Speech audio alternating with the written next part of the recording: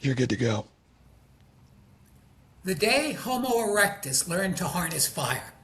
The day the Mesopotamians invented the wheel. The day Gutenberg printed his Bible. The day the Wright brothers took off from Kitty Hawk.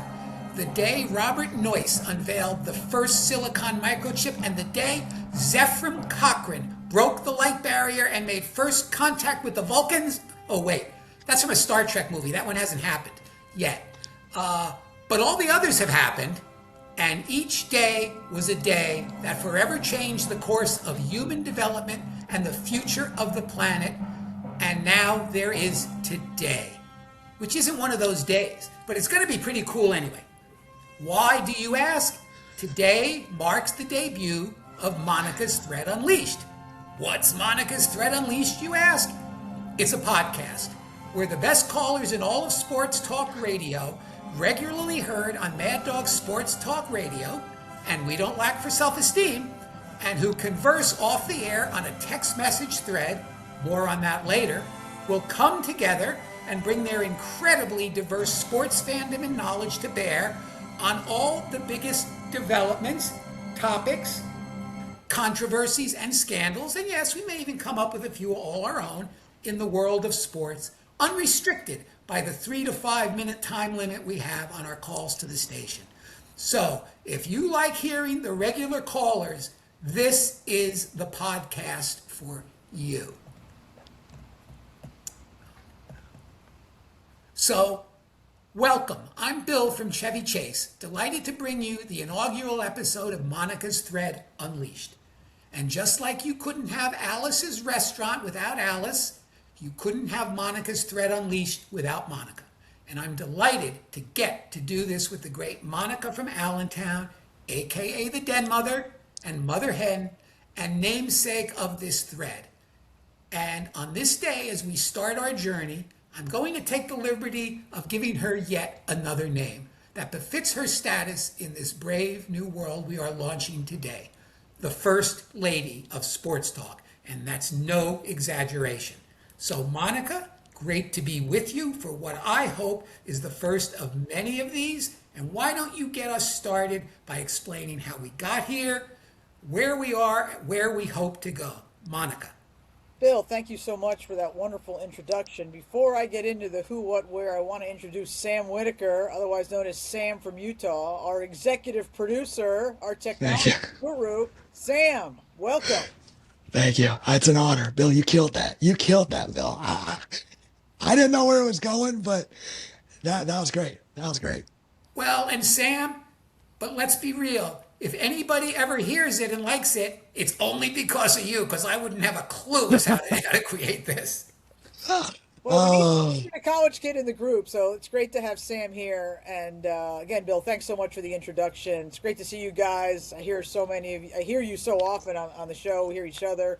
So where did it all begin? Well, I was a WFAN listener to Mike and the Mad Dog, which debuted back in 1989. Mike Francesa, Christopher Mad Dog Russo. Radio Gold. They started a radio show that is just taken, everybody wants that. You're never going to be able to put Genie back in the bottle to get that. But the next best thing is having Christopher Mad Dog Russo by himself.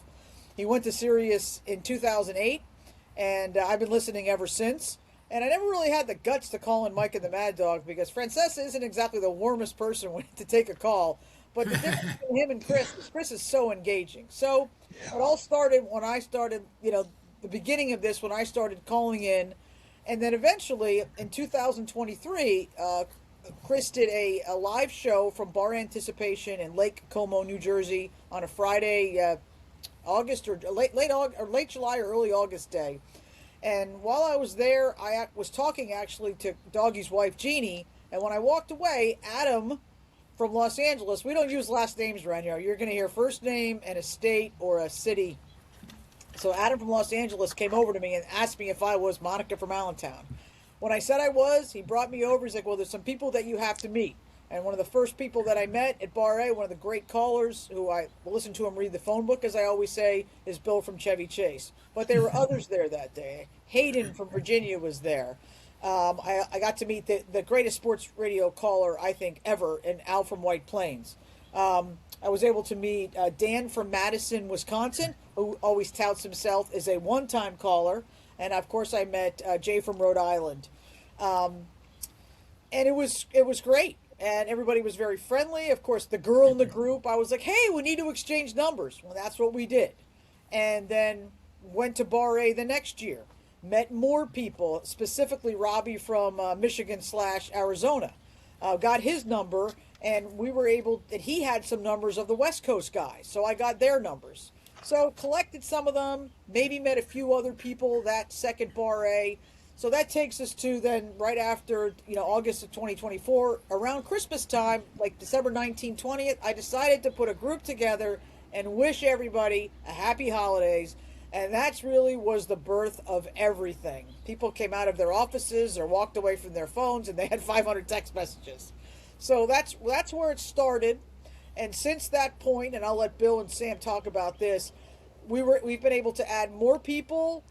Eddie Erickson, Mad Dog's producer, we've asked him if he can help us. He's been able to get people who have called the show, and he's told them, "Hey, Monica from Allentown would love to have you join the group. If you're interested, here's her number, here's her email." Then some people have called in who've wanted to be added without even Eddie bringing anything up. Bill was able to get some connections through LinkedIn. And Sam, I think you need to tell your story because you're different from everybody in the group. Yeah. So I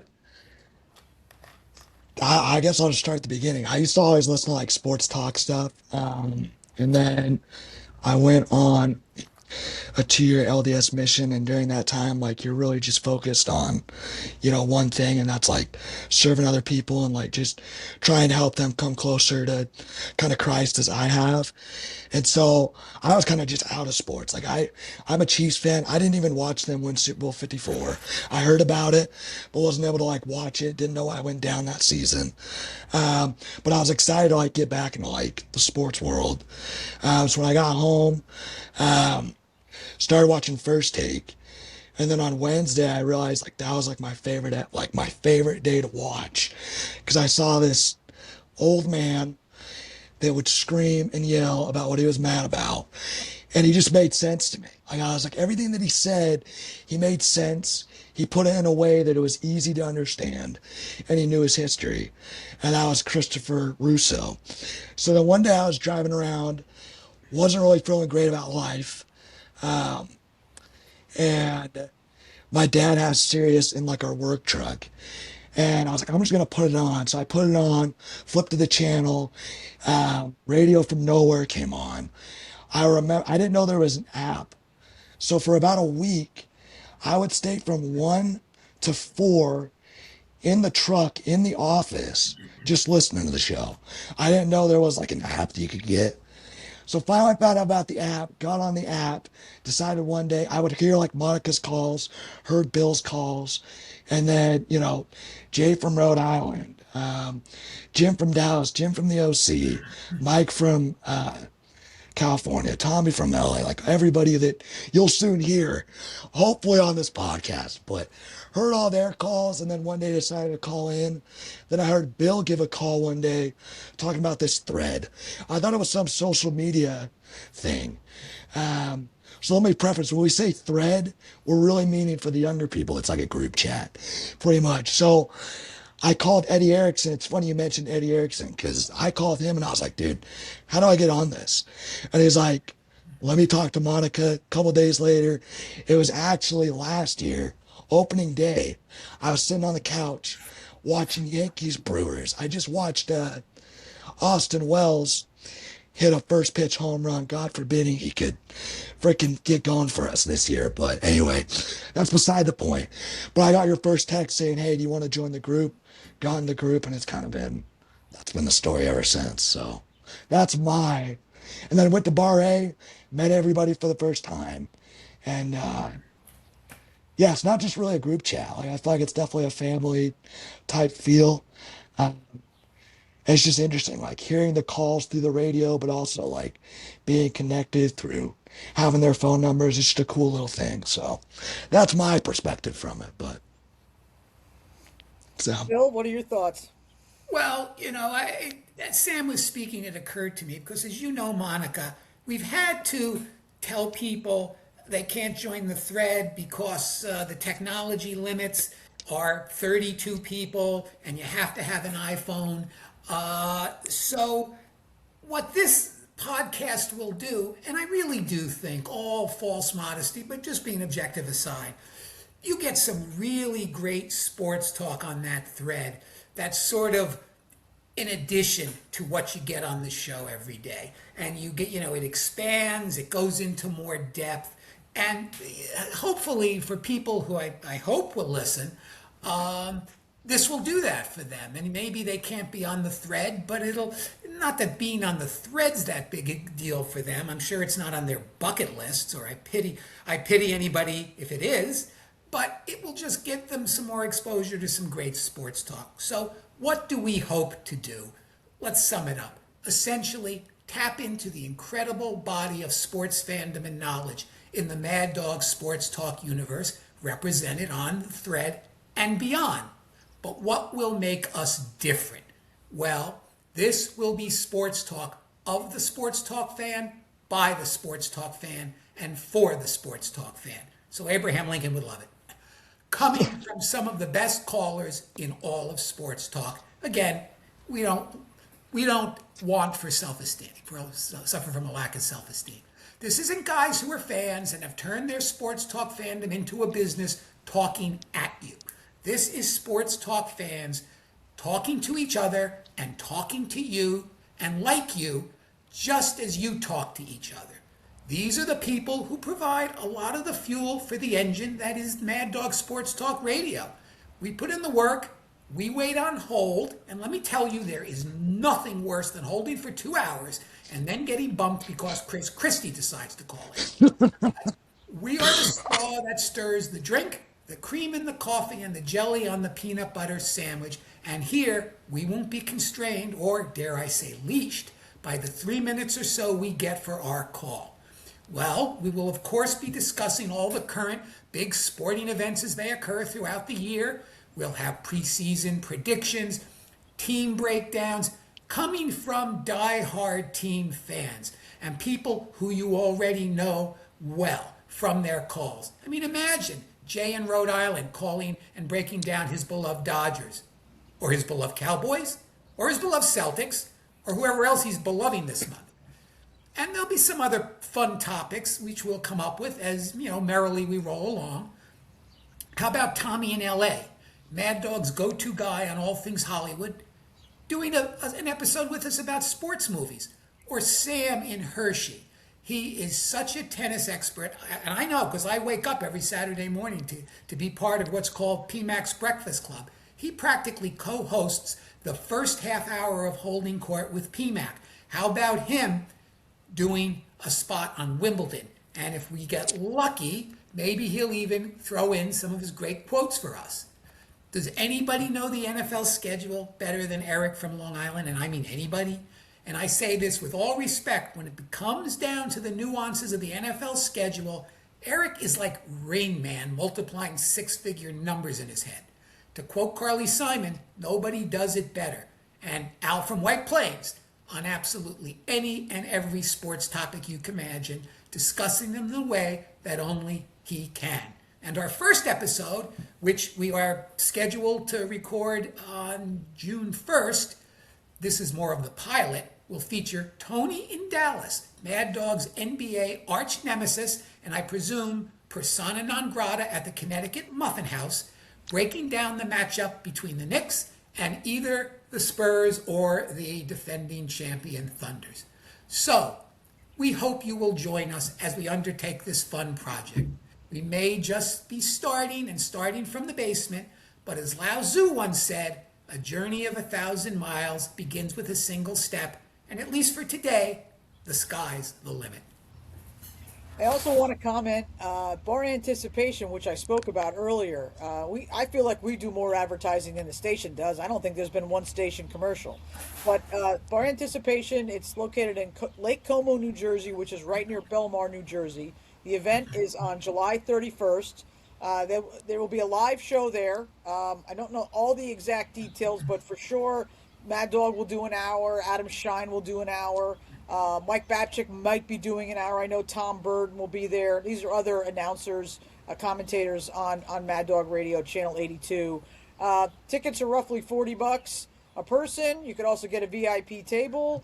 The buffet is tremendous. It's a really fun It event. is. And Yeah, whether it's you good. listen to the show, don't listen to the show, call in, don't call in. I mean, last year it was so hot, but it was, people were really starting ready to pass out, but we still had managed to have a great time and got to meet a lot of people, and a lot of non-callers or somewhat callers came over to us and wanted to meet us. So it's a great event. So mark your calendars for July 31st. Go to the Bar Anticipation box office website and purchase your ticket. It's a blast. And from what I hear, there's a very good chance Patrick McEnroe will be there this year. I, Is Tom Byrne going to be there? Yes, I think so. so. I I don't know if think he's going to have so. a role, but he's going to go definitely with his son. I don't know if Patrick Maher will be there. I'd love that, but I don't know. He's out on the West Coast. And I just want to add to what you said, Monica. A lot of people, it's just not the frequent callers. A lot of people come from Bar A. It's become a big deal. I mean, the first year it was almost, exclusively people within reasonable driving distance. Now you've got people coming from California, every place on the West Coast, and it's a great event if you're into the show. Yeah, and Sam from Utah also went last year, with his parents, who we met. Yeah. I was surprisingly shocked how many people were there. And it was a cool experience. So if you love sports, then you love Bar A. So, but no bags. You can't bring any bags. Yeah, no We made bags. that mistake and we got reamed. So But it has to be see-through or something very small. So At, try to smuggle at everything. Bar A. Okay. Anyway, I guess if nobody has anything else, well, we've got one can I ask episode. one thing? Can I Yeah, ask one Of thing? yeah. course. Before we finish, I just want to know from each of us, was there a moment on the text thread or like, has there ever been a moment where you just sat back and you're like, or a game or like just a moment that you'll always remember from like the thread that you just won't forget? Mine is Game 3 last year of the World Series. I will never forget that. Staying up, I'm trying to remember who all stayed up. I think Jim, I know Rich was at the game. I'll never forget like 1 a.m., just 600 text messages, just wondering how people are going to wake up the next morning and think after reading all these messages. That's a moment that I don't think I'll ever forget. Well, on my situation, I have two, but the one that sticks out to me was when the Phillies lost to the Dodgers last year in the playoffs, and Kerkering threw the ball over the catcher's head. I was stunned. The second one and it took me a while to get over that, frankly. I don't think I watched sports for a little while. Game 7 of the World Series last year, watched it from beginning to end. One of the best baseball games ever played. And I will not forget where I was when that happened that well. Baseball really had a heck of an end of the season last year. So those would be my two off the top of And my head. hopefully they can keep the momentum. I Yes. mean, please keep the momentum, Yeah, but you we'll wonder. see. A lot of conversation going on right now because their agreement comes to an end at the end of this season. Will they have a season next year? Partial, not at all. We'll see. At least they're somewhat talking. Bill, what about you? What's your memory or memories that have come Well, from and the thread? the owners today actually handed the union a proposal for a salary floor and a salary cap, which surprised me. I thought the owners would have a hard time even coming up with a proposal. I think it's 170 or 150 million at the floor, which is that's a big increase for some teams, and 250 at the ceiling.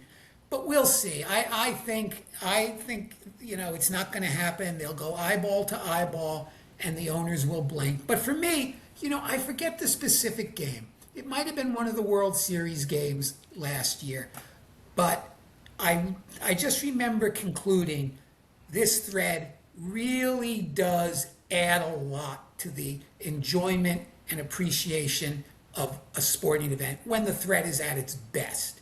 Not always, sometimes people are going off on other stuff, but I just remember thinking that last year, and that's it for me. Well, when you have 32 personalities, it can go an awful lot of directions. So Yeah. it's to be expected. But For the most part, though, it's must watch. It's the first when I get up in the morning. It's the first thing I do. Grab my phone and look to see how many text messages I missed.